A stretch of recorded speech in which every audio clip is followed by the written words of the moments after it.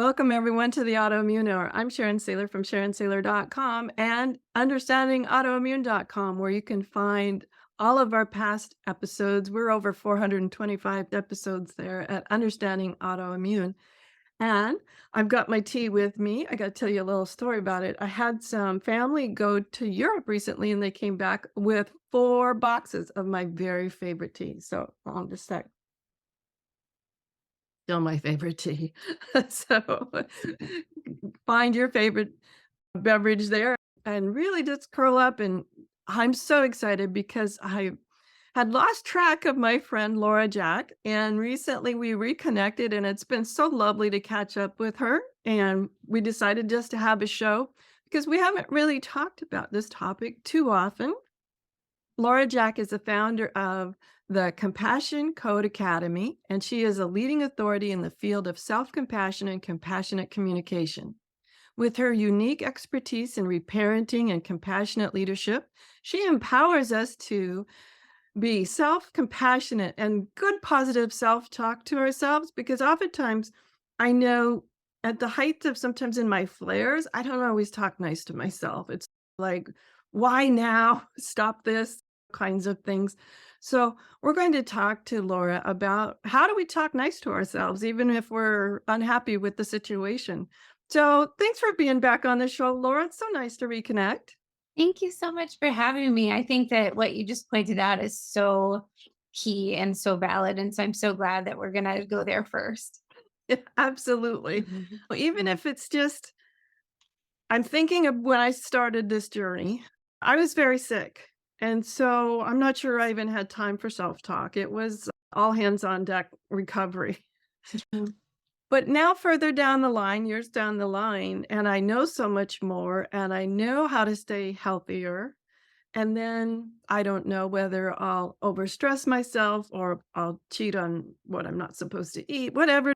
There'll be some little thing. And then I'll start talking to myself in a way like, Sharon, you knew better than this, or you should have known. These kinds of, I don't think they're really helpful to the healing.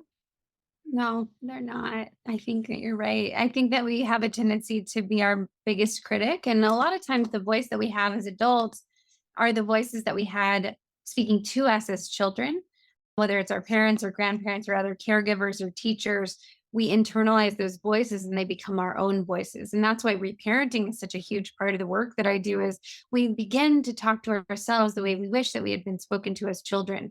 And it's not to blame or to be mad at our parents necessarily, because there's a need for forgiveness there, because they did the best they could with what their parenting was. And giving ourselves that internal positive reinforcement and affirmation and support is such a huge part of the healing journey. And so you're right. What's wrong with me? Why did I do it like that? Why is my body like so often the clients I have who have autoimmune diseases are so angry at their body.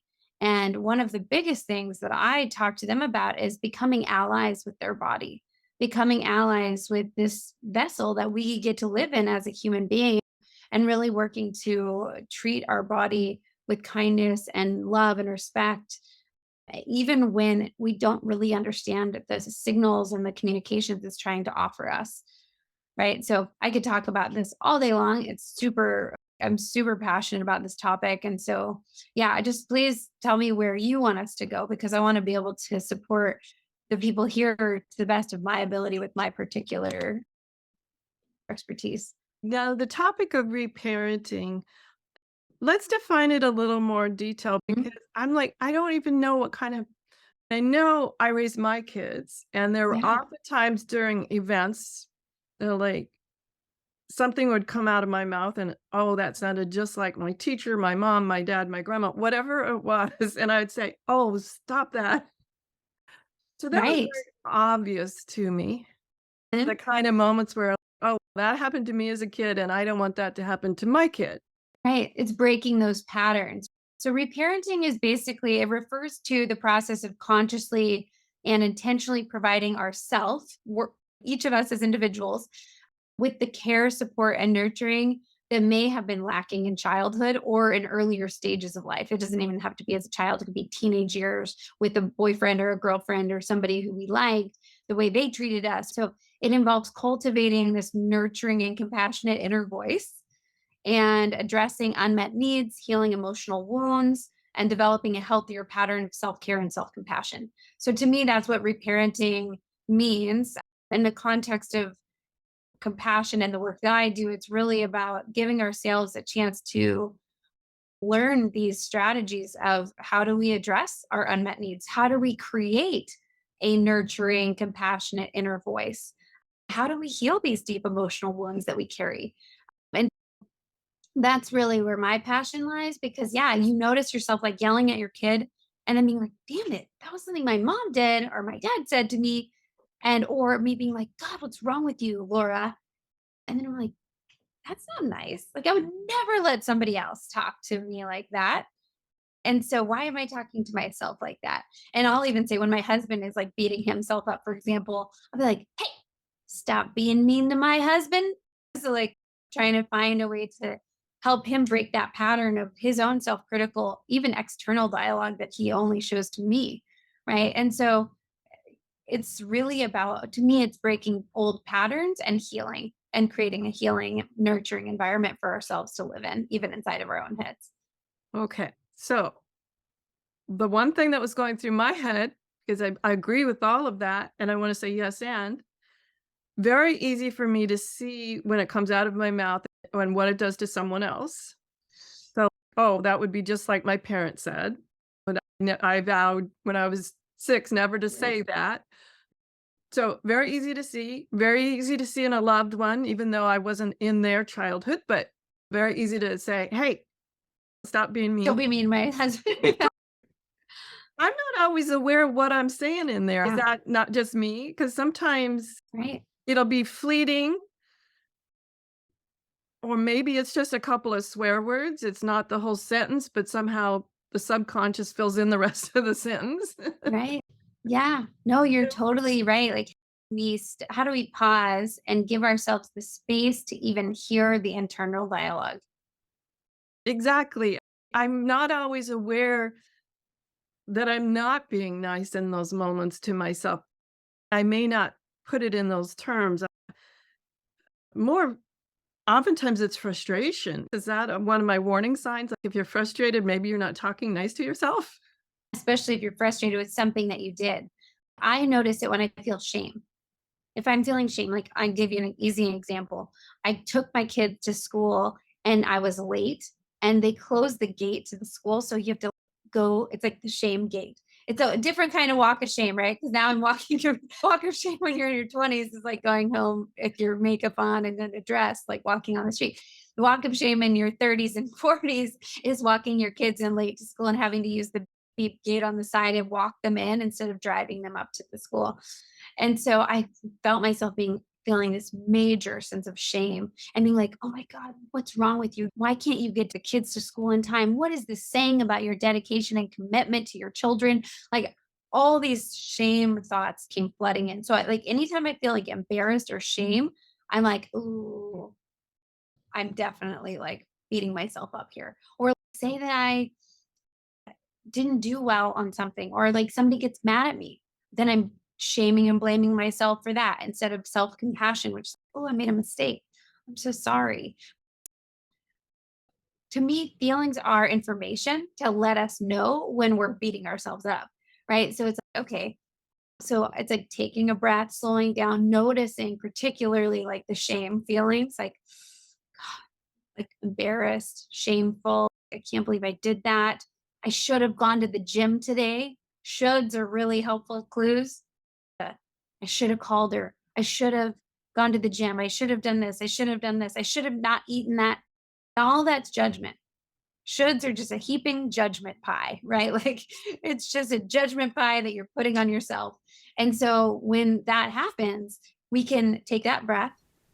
So, what would I like to do instead? So I like to pause. I like to think of it as putting a little bouncer in front of my brain, Like a big old guy in a nightclub bouncer? like a little nightclub bouncer in front of my brain, being like, oh, you don't get to come in here. Oh, you don't get to come in here. So I'm making it so it makes it playful, but it's also those thoughts don't get to come into my brain because thoughts create feelings, create actions, create reality. So when we think those things, we act a certain way. Like when I feel bad about myself, I'm not very nice. I don't Yeah. know about you. Feel bad Bad. about myself. I'm not very nice to myself, and I think family and friends will say, "You're not very nice outside either." It starts to come out sideways because we aren't processing it. Right. And so the bouncer on the brain is that nice? So even if the only indicator should could be your number one red flag that you're probably shoulding all over yourself. Yes. Yeah. I shouldn't have eaten that. What's wrong with you, Sharon? Why did you like you got this flare because you weren't paying attention to your body? Is that helpful? So that part is judging you, trying to motivate you to do better, right? Like the positive intention is that it wants you to do so that you feel well. There has to be a better way than negative motivation, right? Like of like judgment and shame. Oh, absolutely. Although I have a question. If you were Yeah, go raised ahead. that way, I'm thinking of my generation because I'm a couple generations past you, Laura. So I'm thinking my generation, I'm thinking of the whole neighborhood. Shame was a big motivator as a child in my greater community and cultural That's environment. why so many of my clients are your age because need the loving mothering that they didn't get because they were taught by their mothers. My grandmother was a major shamer for my mother, and my mom vowed to not be that for me, and she did better, significantly better, but it still got passed through. Yeah. And so it's my work is to now I like work with a lot of women who are in their 50s and 60s who didn't have that as a mother, who had mothers who shamed them into, oh, are you going to wear that? Oh, are you going to go with that boy or whatever? Like all that kind of language that I heard my grandmother talking. I heard how my mom was treated. And yeah, there was a lot of shame motivation. And to me, like, I don't do well with being shamed as a motivation tool. I might do it, but then I feel even worse. I agree with that on both sides, whether I'm the one doing the shaming or it that falls out of my mouth accidentally, 'cause I know better, or the one who's either shaming myself or feeling the shame. Well, Yet, to me, still in that stage of learning where I'm not unconsciously competent in it yet. I'm still mhm, consciously working on the competency of making it totally. consciously competent. Because when you're raised with all of that, I find that it just falls out of my mouth in those Totally. moments where maybe I've been surprised or frightened or hurt. I Totally. just really falls out of my mouth. So, besides our little brain bouncer, which I love the visual metaphor of that, trying to like, now what would that thing is it a thing? Is it a person? What would it be like Exactly. those I love that. beyond that, let's say, are there other tips to I'm sure there we have a lot of tips to repair once it's fallen out of our mouth, but are there ways we can short circuit it before it falls out of our mouth? I think one I don't know who said this originally. I love this quote. It says the difference between a reaction and a response is a breath. Oh, I love that. I love that. And and so taking a breath when you're upset buys you a moment of time. And then the bouncer might be able to then hold that back and actually process it. Because it's not about just holding it back, it's actually about retraining yourself to then treat yourself kindly. I'm motivated. I've been learning that I actually am not motivated by being judged. Like I shrink and I get really contracted. When people are hard on me, I'm hard enough on myself. I don't need other people to be hard on me, right? And so I've been really working on motivating myself through what I'm excited about, like what do I want to move toward rather than shame motivating, where it used to be like, oh, what's wrong with you? Why do you do that? You're so fill in the blank, negative thing, I think. So taking that breath, giving the bouncer a second chance to prevent that from coming out. Rest is a big one for me. If I'm rested, I have a tremendous amount of more patience than I do when I'm not rested. So getting sleep in whatever way, if that means like taking a program to figure out how to sleep well, or like having like whatever those things are. For me, it's about just going to bed earlier because I have a tendency to want to stay up late. And then when I'm not rested, I have a tendency to be a lot harder on myself. I'm a lot less patient with others. And those things fall out a lot more easily because I don't have as much capacity. So if I'm drinking water and I'm eating and I'm getting enough rest and I take that pause, my capacity to handle those difficult moments, whether they're with myself or with my children or with my partner or with strangers in the street or on the road. Does that make sense though? Like what I Yeah, just shared? absolutely, yeah. I'm Um, the same way about sleep. If I don't get enough of it, and interestingly, I need far more than my family members do. So, having them understand that that's an important thing, that, yeah. yes, you function very great with X number of hours, but I don't. Yeah. So And I need 10 hours or I need 2 naps in the day or whatever because we're all of our bodies are unique. And that's a really good place to check in. Am I giving myself a hard time for having to needing more sleep? And this might not be for you, Sharon, but maybe somebody else out there is like, what's wrong with me? Why do I need 9 hours and my friend can function on 5 hours? Because we're all made differently. And so it's like that's a good place to check in. Am I judging myself compared to someone else? Because comparison is the thief of joy, is so they say, right? And so just like not comparing what you need or your needs to somebody else's needs, right? Another really awesome little tip that I love is benefit of the doubt thinking. So benefit of the doubt thinking, I like to use for other people, and I've been working on using it for myself. What's the benefit of the doubt here for when I mess up, for when I make mistakes?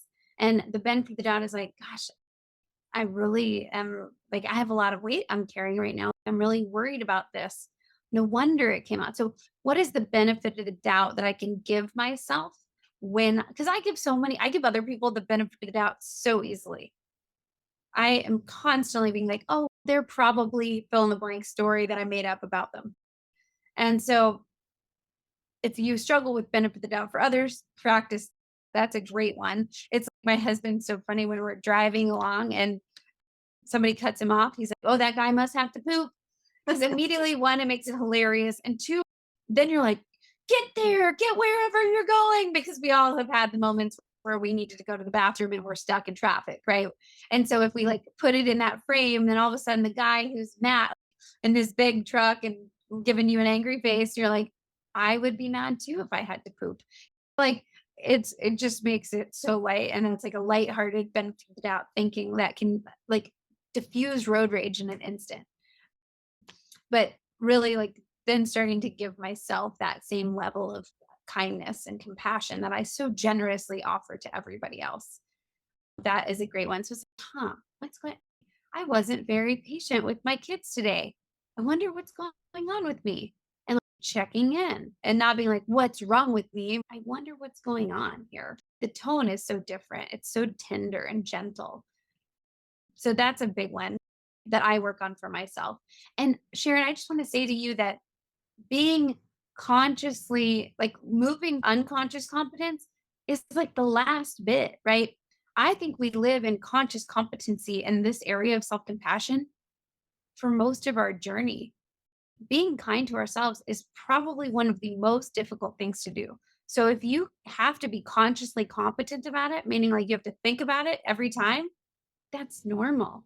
I think that's really normal. The fact that you are having to think about it is a great piece of your practice, right? It's a practice. it absolutely is a practice, and one of the things I talk a lot about is, which is tangential to this, is boundaries.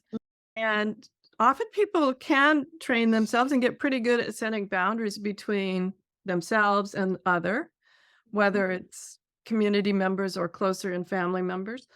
And yet often it's like they don't set boundaries for themselves. Like I wouldn't talk to my child like that. I have a boundary with myself. I just don't talk like that to others. Yeah, I don't set those same boundaries for myself, and I always find that so fascinating when I'm talking to people about this idea of what boundaries you don't cross for others, yet you cross them all the time for yourself. That actually brings up another tip, which is mirror work. One of the first times I ever created a boundary with myself was looking in the mirror, realizing how critical I used to be of myself.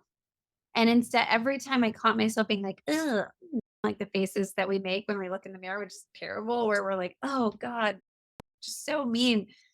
I started being like, I'm going to share my mantra, which is for some people, it's going to sound kind of goofy, but it's worked really well for me, which is I am a goddess of inner and outer beauty.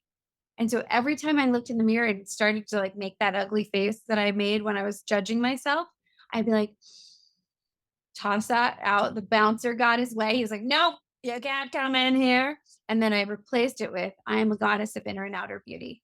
And the first 150 or 250 times that I said that, it was really uncomfortable. And then I started feeling like that.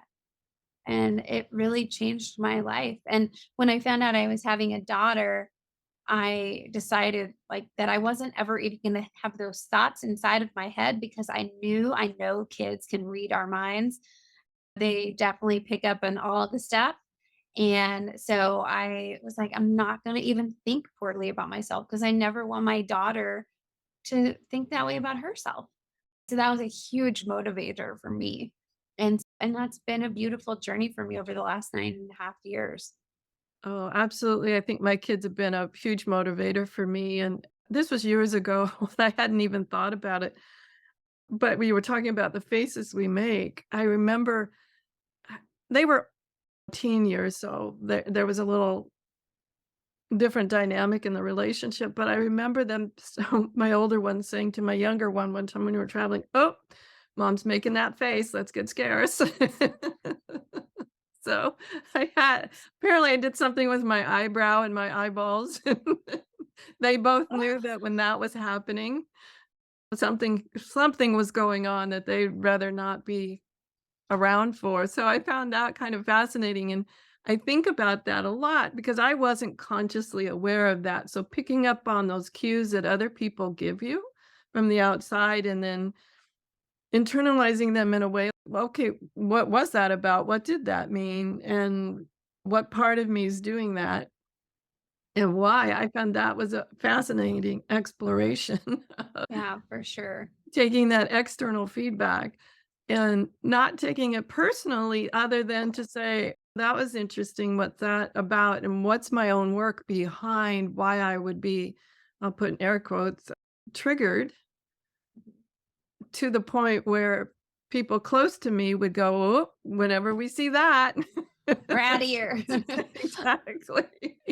Exactly. Yeah, I think that our kids are beautiful teachers for us and mirrors and our partners too because they see things they're up close and personal with us. So they see things that we maybe we don't even aren't able to see for ourselves. And I think one of the greatest parts of compassion is curiosity. Hmm, I wonder what they saw that I'm unable to see. That curiosity is compassion for yourself and for them. And curiosity that I wonder is a great way to shift out of judgment and into curiosity. That's one of the language tools of the bouncer. It's like, I wonder why this thought is trying to get in here. And then being curious about how we can shift it is a really a good strategy for that. Sarah Payton uses as a term, "I wonder." She's been a guest on our show several times, and she uses the term "I wonder" as well in many Mhm. delightful ways, such as you do. And I find that just changing our tone of voice around, just using the preamble, "I wonder," and saying it more in a whisper to ourselves versus the bouncer voice, and how the many ways we can use "I wonder" to get our attention. I just love those 2 words because I find them very self-soothing Mhm. and a way to bring myself to center, but whether I'm using my bouncer voice to stop me from doing something in the moment or I'm using more of a whisper, maybe the lullaby voice. I Mm. wonder, I wonder. Your bouncer could have a lullaby voice that you get to decide. Right. I think I have more than one voice in there. I think I prefer a couple of different voices. To me, the bouncer is the one who stops it from falling out of my mouth without thinking. And might even stop it from coming in and being self-critical. Right. Which is a different I wonder than more of a after I get past that point of, oh, a self-soothing I wonder what else would serve me in this. I wonder what I'm looking for right now. I'm wondering what I'm needing right now. I'm wondering, which is a very different voice from my other wonder. But I've always been a fan of the two words I wonder in self-talk. I find Right. them really helpful for diagnosing a lot of things without getting super critical with myself. Absolutely. Yeah, I agree. Laura's such a wealth of knowledge. We jumped right into the tools, but I want to back up for just a second and ask your definition, Laura, of self compassion. Yeah, so it's so important. So self-compassion to me is about relating kindly to myself during times of change or challenge. And with life being full of change and challenges, about being kind to yourself all the time. So relating kindly to yourself, relating kindly. So it's not, it's like in my book, I talk about some of Kristen Neff's work. She does a lot of work around self-compassion. I love her. But one of the things she differentiates between, and I talk about this, the compassion code is really about the difference between self-esteem and self-compassion. Self-esteem is so often in comparison to. So it's like we have to be better than somebody else in order to feel good about ourselves. It's like I must elevate myself. But self-compassion is so beautiful because it has nothing to do with anyone else. It's all about relating kindly to ourselves. It's not about your achievement. It's not about what you've done. It's just about relating to yourself in a kind way. So, does that make sense? Those two kind of differentiations. Like self esteem is like what we've used as a major tool in our society to see if we're doing well, right? Like, how confident are you and all that kind of stuff? How much have you achieved? And self compassion really has nothing to do with that. That's a wonderful definition, and I love the comparison between the two.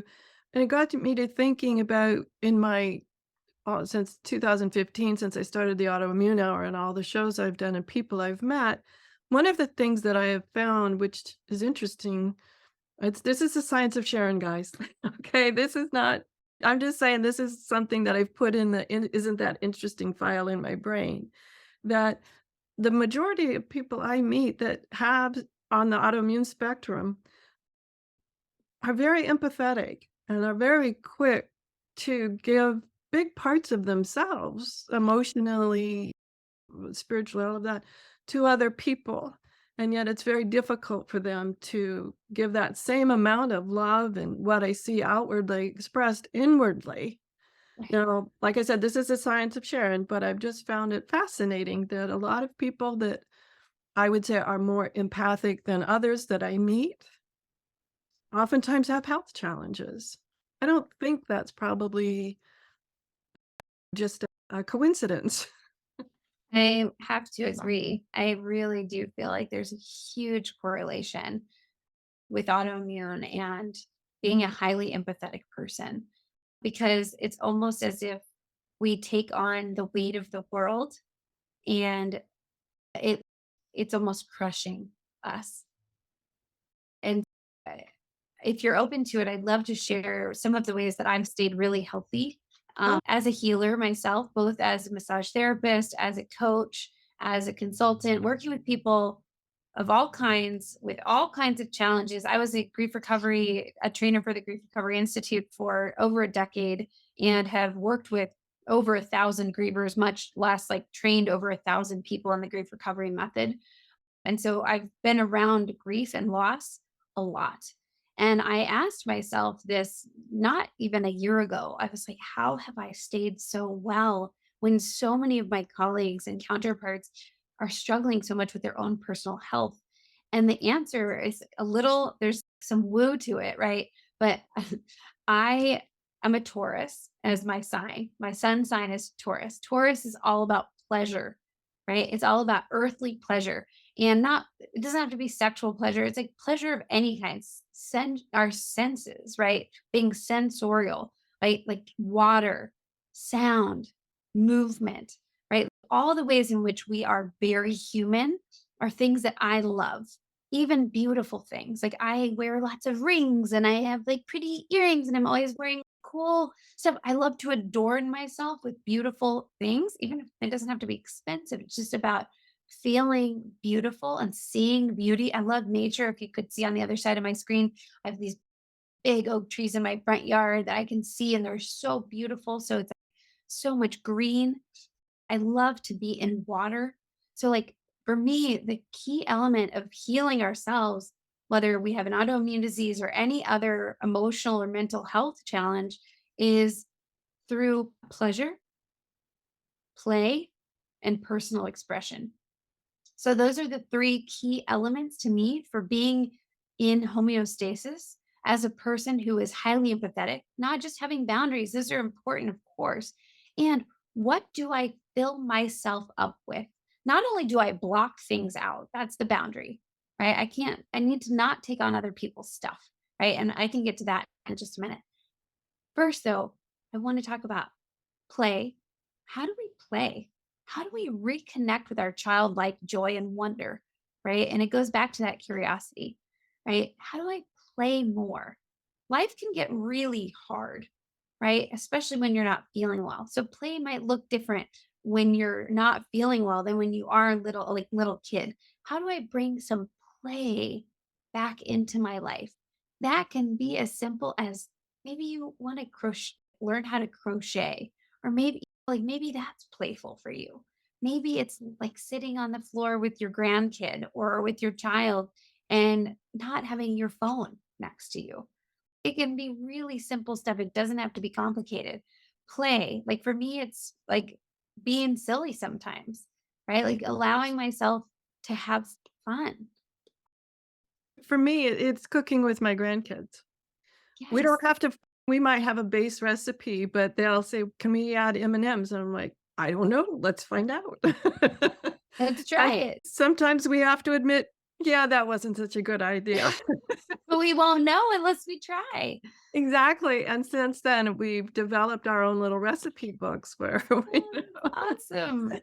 like, we have a chia seed pudding pie. Now, there's a long story about what's all in that, but it's actually a pie. And, It's actually a pie, and you yeah, don't forget it. Don't you forget that it's a pie. exactly, exactly. So we have our own little recipes now that are based, obviously, on other recipes. I find the most fun is they're not restricted to the recipes, it's just not in their thing, so it's, "Well, what if we add this?" And I just go with it. I don't know. Let's Right. find out. Dancing in the kitchen, right? Like it can be so easy. And I think play and pleasure are very connected. Like for me, pleasure is doing that, like using my hands to knead dough or sitting out in the garden and pulling out weeds. I love like how I get a lot of pleasure out of when it's not too hot outside, out of just the feeling of plucking the weeds out of the ground and like how gratifying that is. I know it sounds silly, but it just for me, it fills me up. And I love being in water, whether that's in a pool or in the ocean, in the shower, in the bath. Just I love like letting the water just cascade and feeling it on my body. And I love amazing smells. I have so many like little tinctures and potions and candles. I'm always like smelling deliciously delightful little potions and stuff that I love to. I have sprays. I have all these like body sprays that I use. And it just the senses, it's just like gives me so much pleasure eating a delicious chocolate. I love like flourless chocolate torte. I love just like taking a bite and just letting it melt in my mouth. So what about you? What are some of the things that bring you pleasure, Sharon? Oh my goodness, I love gardening, and I think walking in the woods that Mm, in big old woods around here where I live in the Pacific Northwest, as you lived here with nearby, and, I think a cool morning where it's still dew on everything and walking through the woods is some Yeah. of my most pleasurable time. I also, when it's hot outside, I love to find a stream or a lake around here and Mhm. just put my feet in it. I'm Oh, not much into getting into 65-degree water full up to my understandably. head. Exactly. But I just find putting my feet on the edge of a stream in the woods, that's some of my most pleasurable times. Yeah, it's amazing. Nature is really nourishing for the soul for me as well. And I Yeah. feel like a lot of people actually take a lot of pleasure in being in nature. I'm lucky where I live. I have 12 big oak trees on my property too, so Oh, we yeah. share oak trees.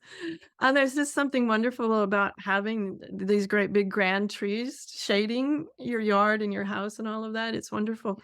And I don't think a lot of people really spend enough time in nature and you don't have to have a big thing. No, I have friends that live closer into the city and they've got little houseplants or little flower gardens on their totally. balconies. I think anytime we can put living plants and things like that around us, it's so Totally. wonderful and healthy. And then spending that time in nature with my grandkids is a lot of fun too. I get a lot of pleasure from both of them, and when you put them together, that's even double the pleasure. That's awesome. I love it. So the third piece of this is personal expression. So personal expression to me is I have about 50 journals. I love to write. I love to sing and dance. I love moving my body. I love like dancing to the music. I love I movement in general for me is a personal expression. But I love to write. Some people play music. Some people you could drum or play the guitar or play music on your body, like beatboxing, whatever. But for me, personal expression is another huge one, whether that's like for the public eye and writing books and blogs, or if it's just personal, it doesn't matter. But personal expression is a huge part of my healing as well as like just taking time with myself.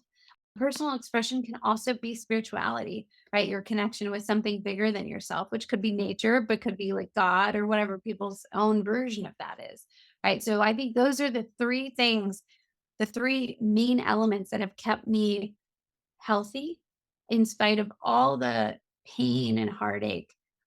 And in a minute, after we hear what your personal expression is, which we know one of them is having a podcast and writing books, but I'd love to hear. And then I want to share one last little tip as it relates to how to stay well. So I want to hear that from you. What are some of your personal expressions maybe that we don't know about yet?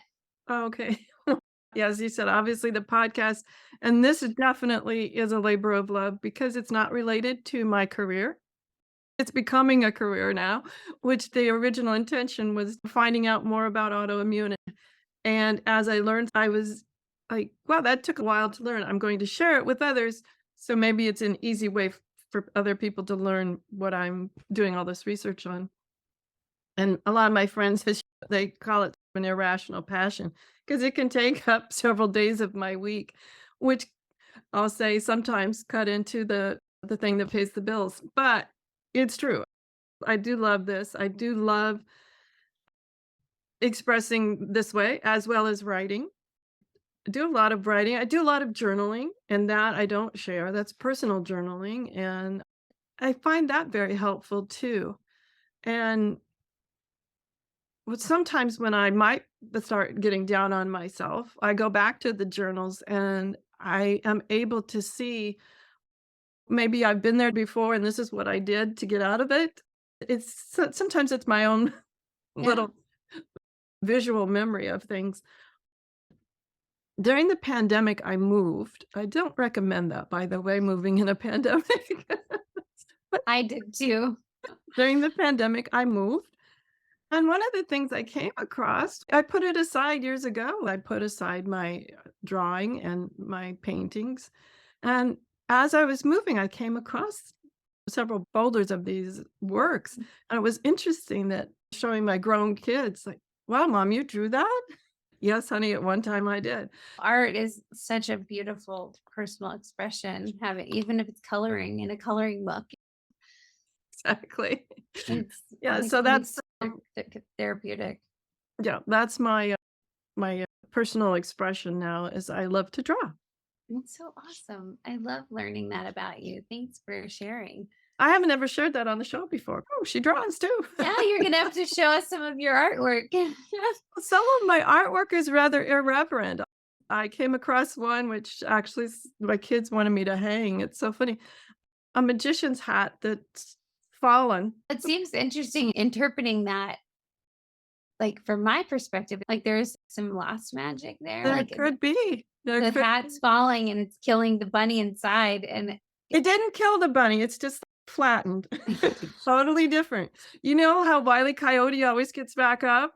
yeah, exactly. Wile E. Coyote just pops right back up, sorta shakes themselves Yeah, up, and off they totally. go now. That's another great tool is shaking for people to release. If you've been in a situation with people and it's really negative or icky, or you felt like you got home and you're like, ugh, shaking is such a great, I call it the possum dance because, possums play dead and it really works, right? Like they lay there and they actually let off the pheromones and the hormones to let other animals know that they've died. And unless it's a vulture, which eats dead matter, every other animal is not really that interested. And they play dead until the other animal leaves. And when they know that the animal's gone, they get back up, but it's a super slow getting back up. And then they shake it out like a dog shakes after a bath. A huge trauma release for us as humans that we don't allow ourselves to do. Oftentimes, if I'm dealing with my work around tough talks and crisis communication work, one of the things we do, because we can build up the energy, even though we're not in the middle of a crisis, a little short video I play of a golden retriever getting out of the lake, and it does its little shake Mhm, off thing. It's mhm, all like, "Shake like the golden retriever." Everybody exactly. golden retriever is such a wonderful, lovely dog. Exactly. Yes. I love It's a that. nice, safe visual to remind people it's okay to shake. Yeah. Shake it up. And Yeah. the one thing I like to tell people to do, Laura, if they're in that, but they can't really shake, like, everybody's gonna be looking at me if I start shaking and get worried about me, is just roll your shoulders really quick. Yeah. Or I like doing like handshakes like this. People don't usually judge you for this. They're like, or you like shake it like you washed your hands Exactly. and but it shakes your arms too, which is really nice. So Which I'll way have to you do can that. do it in public and still be okay without people, "Do you need help?" Mhm. I actually sometimes will put on headphones when I go for walks so that I can like have a conversation with my mother, even though she's dead. And so but it's like, if people think I'm weird, there's, oh, she's just on the phone. Like Exactly. it's not that I need to justify it. It's that I don't want to have to explain myself. No, I just need to talk to my mom. And doing it on a walk is what feels good to me. Absolutely. Yeah. When headphones first started to be a thing, and especially the ones that were wireless, Mhm. I grew up in the age that if you were walking down the street and somebody was talking to themselves, you wanted to be a little cautious, move to the side, or and now it's just like, whatever. They're they probably got earbuds under their hair, or whatever. So it's Well, and you know fascinating. what's really interesting? I always say that one of the things we can learn from people who we've judged for talking to themselves is like the power of talking to ourselves consciously. It's Yeah, actually a really beautiful gift that we can give ourselves that we've had all this judgment as a society against people who talk to themselves. It's a great tool. It's an incredible tool where I'm like, I am a goddess of inner and outer beauty, or talking to my inner child and like giving my inner child a pep talk. It's okay, honey. Guess what? We grew up. I got married. I have kids. I have a business. You're doing great. And I know this hurts you right now. So I'll have these conversations with my little girl as an adult because nobody told me that I was going to be okay. And so there's some part of me that still holds on. Like I'll find myself being upset about something. I'm like, what is that about? Even my daughter having conflict at school with other little girls. I'm like, why am I so upset about this? She's not upset. This is my stuff. And then I like, oh yeah, I remember that. And so I'll just like, sit with myself and have a little conversation with my little girl, being like, I remember when you didn't get invited to that birthday party. That really hurt your feelings. It's okay. I understand. It's okay that you felt that way. And then I just gently reparent myself, lovingly connect with myself and just give myself the love that maybe my mom didn't know how to give me because she was defending, she felt defensive. So she was like, oh, that girl's such a whatever, maybe being mad at her instead of comforting me, which was obviously a sign of her love for me as well. And I needed the comfort. And like what I wanted was comfort to be like, you're okay. And it's okay to be sad. And it's not a personal thing about you. It's probably something else that's going on with her, which I came later to find out that it absolutely was something that was going on with this friend. And so anyway, these are the kinds of things though that going back to that internal dialogue, like when I'm feeling triggered or shutting myself or having feelings that clearly aren't related to the person, those are the moments that I get to come back in and have that kind conversation with myself. Wow. We're just down to the last 5 minutes, Laura. When I get together with you, time flies, and It I've really missed you. does. I've missed you. What would you like to share in closing? And then I know that you have a couple of really cool things that you have. I'm really interested in the self-wealth, not like Mhm. WEA, but WELLTH. I guess that's how you say it. I What are some final thoughts you'd like to share, and then how people can find about you and your wonderful free gift for us? Yeah. So I think just the last thing I'll say is when you are blaming or shaming yourself for what's wrong with me or what's wrong with my body, especially when it comes to autoimmune or really anything, honestly, because there's a lot of things that we do that to ourselves. I want you to remember that you and your body are allies because your body, even though it's not working the way you want it to, it's probably trying to communicate something with you. My best friend has an autoimmune disease, and at some point, we were hanging out one night, and she was like, I think it'd be really fun to come back as a ghost and just come and see all my friends and family. I was like, can you imagine how frustrating it would be to be a ghost? You're trying to connect with your family, you turn the light on and you freak them out, and she was like, "Oh, yeah, I never really thought about that part." I was like, "You try to leave them signs and they don't realize it's a sign, like you're constantly coming as a bird or a penny or whatever all the things are that we think." And she's like, "Huh." I was like, "Your body's that." So we started calling her body ghost body. Body's trying to communicate with you, but it can't communicate with words. So it has to show you, and it starts as a whisper, and then slowly it turns into like a scream. Like sometimes we're in massive pain, inflammation, flare-ups, etc. And it's like, huh, well, body, so you have a message for me, right? So like the voice becomes this gentle, loving voice in curiosity and discovery rather than anger, like you're against me. So if you can shift your perspective to gather that your body is working for you, towards you, it might be confused and have some like mismatched synapses going on, and it's trying to give you a message. It's giving you some kind of message. So if you can befriend your body and start being curious the way you would to your own child or your inner child, like we've been talking about, you might be able to heal your relationship with your body rather than being so angry at it for not working the way you want it to. And that could begin a beautiful relationship that will create healing and more happiness in your life, whether it heals your physical body or not. I can't make that claim. And your peace will be greater. The peace you will have with yourself will be greater, which will create a more balanced life. So I hope that is helpful. I've seen the transformation in my best friend through her autoimmune, through her creating a healthier relationship with her own body. So I wanted to make sure I shared that with you all. And the self-wealth assessment that Sharon was talking about, it's on my website, which I'll give you the link. It's just the compassioncodeacademy.com/self-wealth. But again, I'll give it to Sharon because there's a dash in there somewhere and it'll go in the show notes. Right. And so they can go check that out. But basically, the goal is for you to sit with yourself for 3 to 5 minutes, depending on how long it takes you to answer the questions, and really check in like, how well, WELLTH, how well am I treating myself? How compassionate am I with myself in all these different categories? So, how do I talk to myself? How do I treat my body? How easily do I forgive myself and others, etc. So, if you have 3 minutes and you want to find out, there's 4 categories. There's on fire, meaning you are like fully compassionate with yourself. Catching fire, meaning you've been doing some work. So, like Sharon, what we were talking about earlier, it sounds like you're catching fire. You're in the conscious competency, right?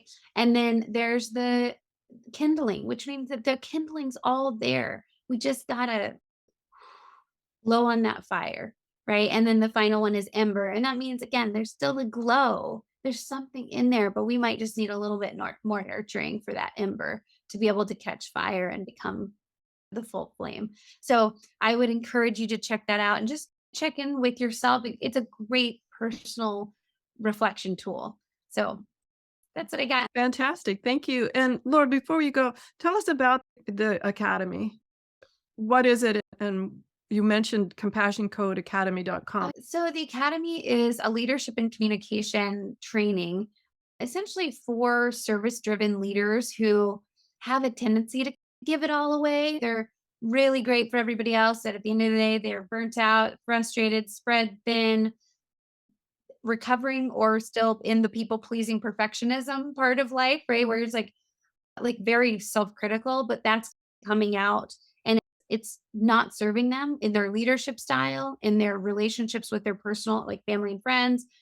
And so this is a place where they can come reparent themselves, right? And learn compassionate leadership skills so that they can transform the way they lead to be like love-based leadership instead of fear and self-criticism, which kind of comes out whether they mean to or not. People have a tendency when they're spread thin and burned out to not be as patient, not be as able to show up in the ways they want. So it's a communication training in order to really have difficult conversations around tough stuff, right? So how do we talk about somebody's performance when you really love that person? How do we have that talk as a parent, as a founder or owner of a business, as a superintendent, et cetera?